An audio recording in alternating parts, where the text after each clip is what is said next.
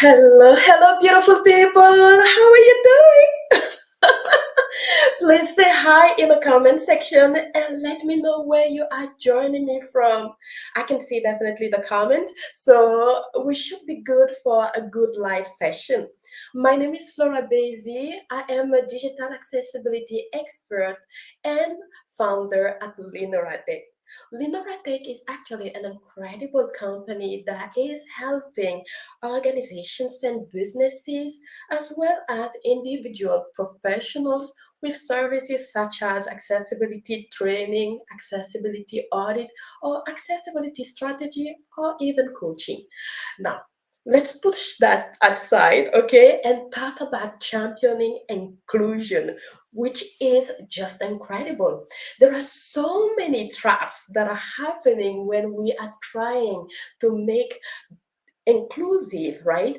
Digital product or even environment. But let's talk about a little bit of a digital product here. I can see a few comments. Let me just check that out very quickly. Oh, hi, Nabisha. So happy you're here. Yes, from Ontario, London. Yes, I can see Stuart. Hi, Stuart. Happy Friday, my friend. I see Susan as well. Hi, Susan. Hello from Canada. Yes, girl. I am so happy to see you as well. And please, if you have any question also, feel free to just drop those questions in the comment section. I love when people engage because it makes it really, really fun. I might have a couple of questions for you, so play along. There's no wrong answer. Just drop something. All right, deal? If it's a deal, please say yes in a comment. You know how we roll here. This is a very diverse, diversified session where I speak a lot about different opinions. So it's a safe session. Feel free to drop your ideas, your comment. There is no wrong answer. All right. Okay. I see. Oh, Sri. Hi, Sri. How are you doing? So happy to see you as well, my friend. All right. So we have a great house here. Now let's talk about championing right inclusion and by avoiding three traps, which is quite incredible. I see Stuart said yes, deal. Okay, deal. Love it. Today's Friday. We're gonna have fun. It's the end of the week. Let's just roll it with a good punch. Yes, Suzanne. Yes, yes, yes. Hi, Lavelle. How are you doing? I see you. Yes, perfect. From Indianapolis. Yes. So happy to see you as well. And yes, Sri, just say hi. Hi, Sri. Hi, Amin. Oh, incredible. I have a full party. So it's probably time to dance as well. It's Friday. What should we do? No, let's talk about let's talk about championing again inclusion. So happy to see you all. Yes, so happy to see you all. Okay, perfect. So let's talk about three traps. Usually there are more than three traps, but I'm not going to take the time to list all the traps. Let's just focus on three today, and next time I can share a little bit more. Deal? All right. So the first trap usually is about thinking that one size fits all. Quick question for you. When it comes to accessibility and inclusion, especially for digital product, like let's talk about a website, for example, what is your first go-to in terms of meeting the requirement? Are you all using the WCAG? Or some people will call it the WCAG. If yes, put WCAG in the comment section. Really, just let's put WCAG. And don't feel shy. Don't feel shy. Just put WCAG in the comment section. I think that many organizations often will rely on WCAG to meet the guidelines and the criteria. And that is fantastic. But you have to be super careful.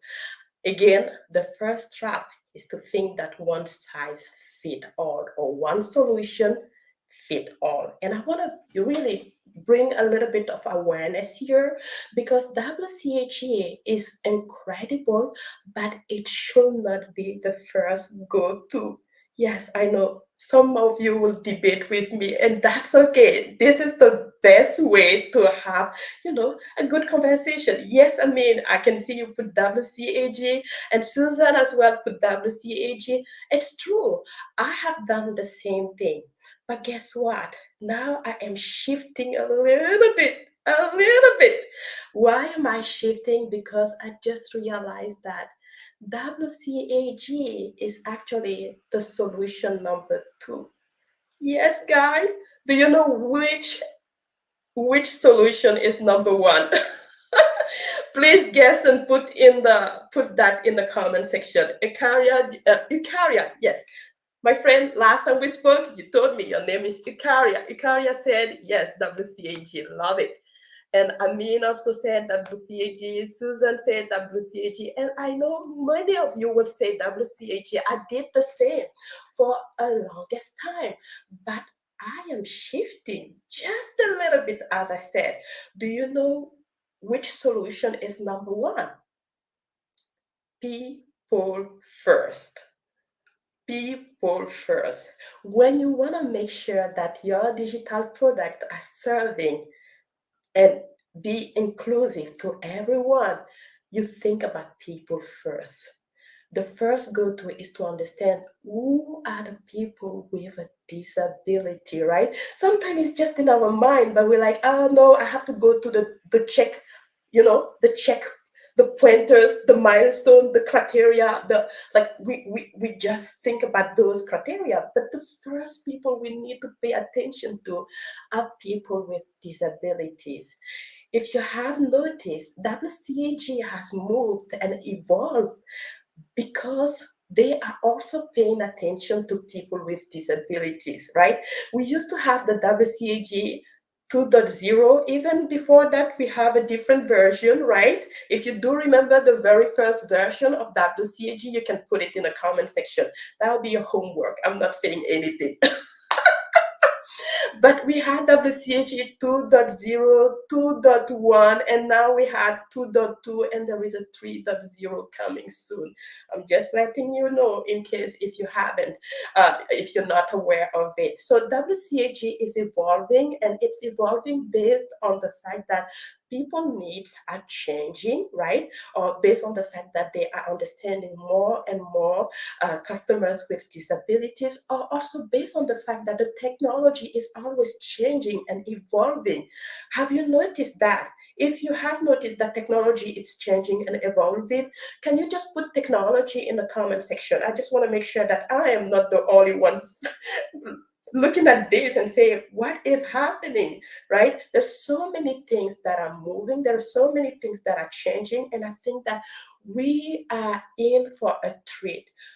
Everything is always changing and moving. So WCAG is also trying to capture that as much as possible. But here is the thing. We need to focus on people. Now, someone told me before, not everyone with a disability are alike, right? For example, thank you, Susan. Yes, Susan said technology. Thank you. Yes, because technology is always changing, and also people are different. I was talking to a few people. Yes, I mean, said technology, definitely. Okay, so I'm not the only one noticing that there is a lot of change happening, right? Before we used to have like plain HTML, at some point it became dynamic, at some point, like now we have even AI. Like there's just too much happening right now. So yes, everything is evolving and changing. So we need to pay always attention to the people we are serving. As a company, the way you can have a competitive edge is really to pay attention to the people, and different people goes and request different services, but you need to pay attention to what kind of people are coming to ask for your services, what kind of problem they have. So this is really the first trap. The first trap is to think that WCAG is the only solution. No, think about the people, and then WCAG is here to help. Does that make sense? And I hope it does. People first, WCAG second. All right, people first, WCAG second. So maybe something else will come along the way later on, but that is how I am shifting the narrative of understanding more the need of people. Now, this was trap number one, right? Setting priority. Setting priority. Let's talk about trap number two very quickly. As I was talking to you, you need to collect feedback, right? And really to be competitive, to create services that are inclusive, to create services that also speak not only to your clients, but also to your employees with disabilities. You need to collect feedback and you also need to give feedback. Now, quick question. What are feedback for? Please put your definition in the comment section. I'm curious. I have one in mind for sure. But I want to see what is your definition of what is what are we using feedback for, right? All right, I see someone said people first, 100%. Oh, yes, Susan. Yes, yes, yes. Definitely. Okay. Yes. Oh, I see Sri said he's from Bangladesh. Hi from Bangladesh. All right. No one has a definition of a feedback. Come on, guys. I know you can do it. All right. For me personally, feedback is collecting feedback is important for improvement. And that's quite important. Yes, to change. Yes, yes, yes. I mean, definitely. Feedback are necessary for improvement, for change, right? Whenever we collect feedback, we understand something better, right? Or we have the chance to change something for the best, okay? For better. And getting feedback is quite important in any area of a business. Why? Because let's say you're working in the team and your manager is able to give you some feedback. Sometimes you will get a good feedback. Sometimes you will get a feedback that will allow you to improve other area where you're probably not doing quite good, right? But at least you get that feedback and you can improve. Now, in terms of businesses, right? Feedbacks are also collected from, yes, feedback improvement. Yes, Susan. Yes, yes, yes. I know I speak with smart people here. It's so true. Feedback equal improvement. Once you get a feedback, you have the opportunity to improve something. So collecting good feedback from people with disabilities within the company or outside of the company is important, is so important. Yes, working on the WCHA, as we mentioned before, is a good solution, but really hearing your people is the best way to create an inclusive environment, an inclusive product, an inclusive service. It's really important. Now, here is what I want you to keep in mind. Many organizations have a feedback channel, right? Some people have the contact us form somewhere on the website or elsewhere. They have phone numbers that they allow people to call, right? But sometimes the channels of getting feedback from people with disabilities are very dim. It's not always clean or clear where even that feedback come from or go to. Have you noticed that? Have you been in a company where you feel like the feedback channels are clear? If not, say no in the comment section. I will tell you based on my experience. Okay, I see Sri said something. I want to work with your company. That is a good feedback, Sri. I love it. I will feel blessed if I can work with your company. Oh my goodness, thank you for this feedback. See, feedback makes you happy. I'm happy to hear that. That's really good feedback. I appreciate that, Sri. Let's see if we can work something out later on. But yes, feedback, as I was saying, feedback is really important. I see someone said something else. Hearing, listening is very important. It is crucial.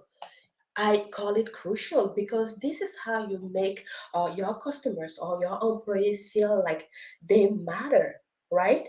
Imagine working for a company, but they don't really care about you. Eventually, you will start maybe losing hope, especially if you're trying to have an impact and bringing your ideas, but no one wants to listen to your ideas, right? Or sometimes you feel like people are just limiting you, or maybe some of the tools that have been provided for you to work on are not ideal, right? And you voice yourself, but you're not getting the proper feedback or the proper solution.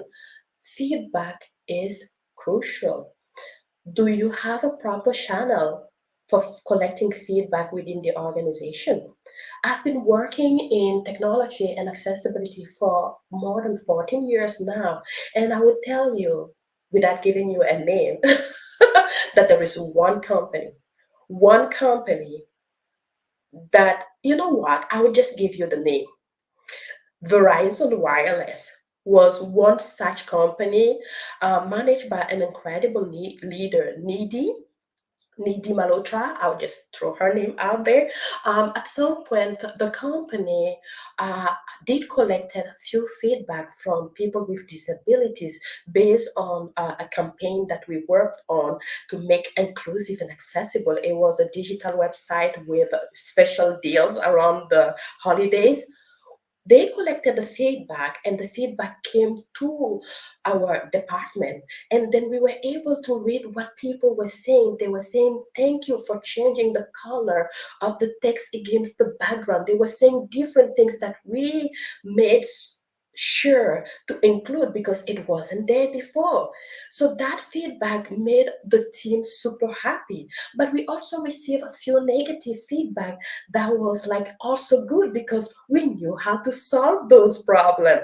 But funny enough, in all my years of experiences, right, through different company, working in the United States, working in Canada and many other places, I never really got feedback like that, right?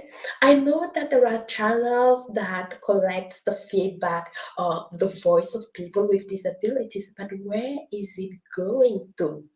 And if you are a leader and you're paying attention to this session today, I want to make sure that you understand that providing feedback to the team is also important. I know some people will say leaders are getting the feedback, they're well aware of the situation, and that's really where it stops. It shouldn't stop there. Make sure that the team receive the feedback so that everyone feel accountable. Right? Even the developer should get the feedback.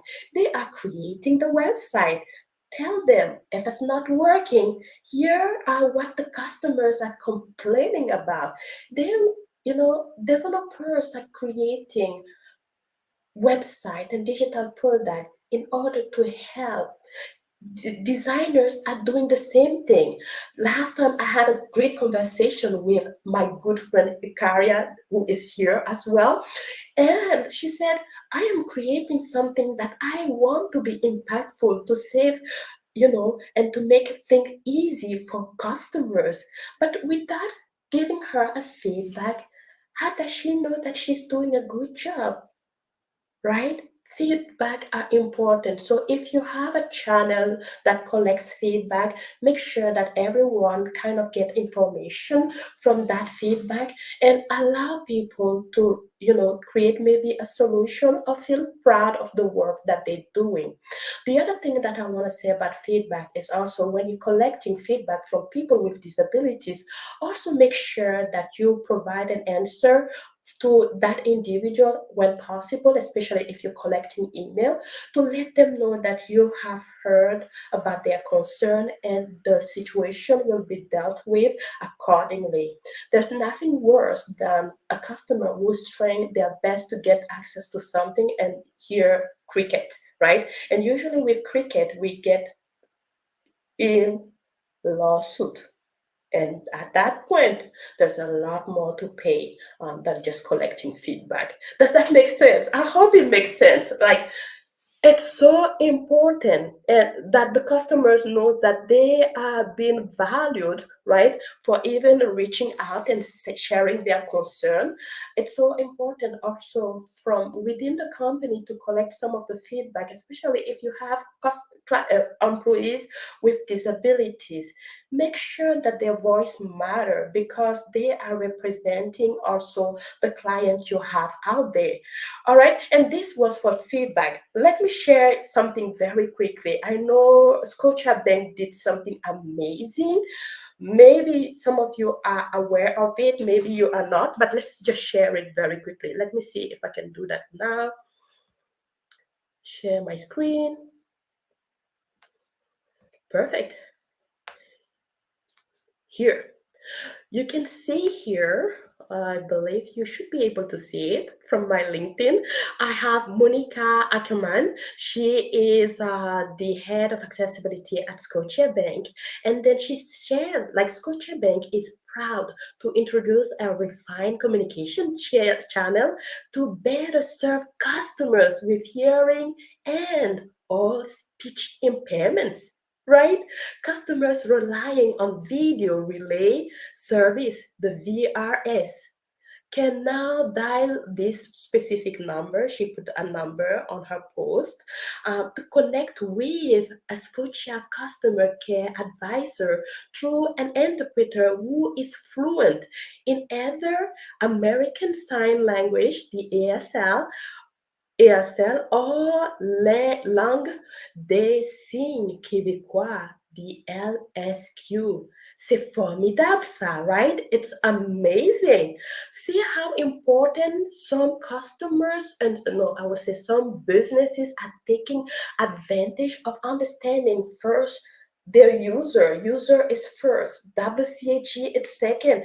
Then they are really creating a way to collecting feedback, and this is a game changer. I mean, I'm sending so much love and kudos to to Scotiabank for doing such an incredible job. How do you think about it? Isn't that amazing to collect the right feedback and create solutions that actually can make you more competitive than other companies out there? That's just incredible. All right. If you feel like, yes, you're getting the information and it's valuable, please, please, please click the like button or a reaction, a love button for this session. It will really help me. But also, if you have any question at any point in time, please drop your question again. If you want to share something, remember, it's a free session. Just share as well. All right, let's talk about the last one, which is usually also one of the common trap that is happening. And this has to do with using third-party vendor like scanners. Is your company using a scanner? I will tell you one thing. Scanners are good. Don't get me wrong. They're really good as a strategy. And if you are using a scanner within your company, just say yes, scanners. Just put scanners. And I think that is quite incredible. Oh, Joanna is right here. Hi, Joanna. Good to see you too, my friend.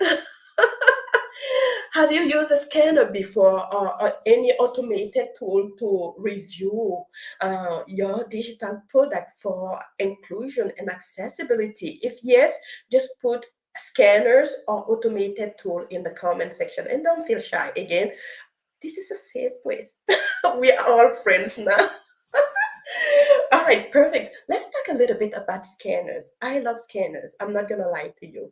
I use a lot of scanners or even automated tools to help speed up the process of testing and providing good feedback to clients or customers. Now, I just want to caution you that scanners should not be used solely. Again, scanner should not be used solely.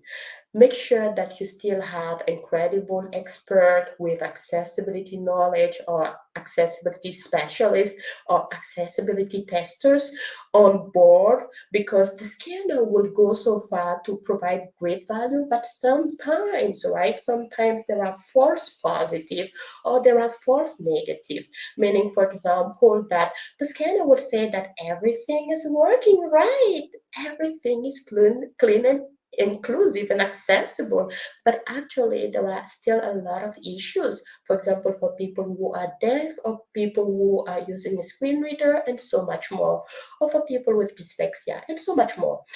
But the scanner can only go that far, right? But also, sometimes the scanner will say there is a problem on this page, but actually there is no problem at all, because it's just that because the technology has evolved, the developers have used a different technique to render the information appropriately, but the scanner is not aware of that. And sometimes scanners sometimes can be also outdated, right? With the WCAG guidelines that are always evolving, right? We already said that. Scanners are not sometimes up to date. They are not up to date with the new guidelines, the new criteria. So you might still use a scanner that is outdated, so and is still leaving a lot of failures behind. So really, scanners are good as a strategy, but make sure to combine scanners with expertise. Okay, I always recommend clients to use both. Get both, and then you are better off. I see Amin said something. Let's read very quickly. So Amin said, I use several, yes, several scanners, but they aren't perfect. Yes, sometimes they aren't. You really need to understand accessibility to interpret the results properly. Ah, music to my ears. Definitely. So this session really is to make sure that when you want to champion inclusion within your organization, please make sure that these three traps are avoided. Just to summarize very quickly, do you remember what is the first trap? If you do, please put it in the comment. I'll give you just a few seconds. What is the first trap? Right? Oh no, nobody's answering. It's so easy. People first, right? One solution doesn't fit all. So WCAG is incredible, but people first, WCAG second, right? And then the next trap to avoid is really having a proper feedback channel, right? Oftentimes this is overlooked. People are not paying attention to it, but it's really important to pay attention to that, right? So I see, yeah, Susan, people first. Perfect. If you agree with Susan, just put people first. I think that we already mentioned that. Yes, people first. WCAG is second. You will notice that maybe there will be different guidelines. There will be different version. There will be always something. But when you focus on the people you serve, you get a better understanding on how to improve your content, how to improve your digital product, or how to improve the environment. And that's what Scotiabank did. They knew that customers who are deaf or who are hard of hearing might have been complaining and probably using other channels, but still had difficulty, and they created that specific channel to provide them with ASL interpreters, which is fantastic. So trap number two, make sure to have a clear and easy feedback channel or mechanism, and make sure that that information goes to everyone, so everyone feel a sense of accountability, feel empathy, because oftentimes when I speak with leaders or developers, they still feel like WCAG is just that piece of paper. It's not really a person that they are serving, because they do not have in their network, right, friends with disabilities sometimes. So having to share the feedback of people providing, positive or negative is good, because they can tie the work they're doing to the people that are being affected, or to the people that are really appreciating what they've done. So feedback important, number two. And number three, again, we were talking about, right, tools. Don't rely solely on tools. Always have an expert or a specialist or a tester to support your initiatives. That will be fantastic. Lenora Tech can help, but I'm so happy that we had that discussion. And again, if you feel like this session was valuable, just put a thumbs up, a love, or whatever you want. And please share this session as well with other people. All right, that was it. I usually host a session every Friday. Next Friday, there is a guest coming with me. So you don't want to miss it. I will see you next time. Bye bye, everyone. And happy Friday.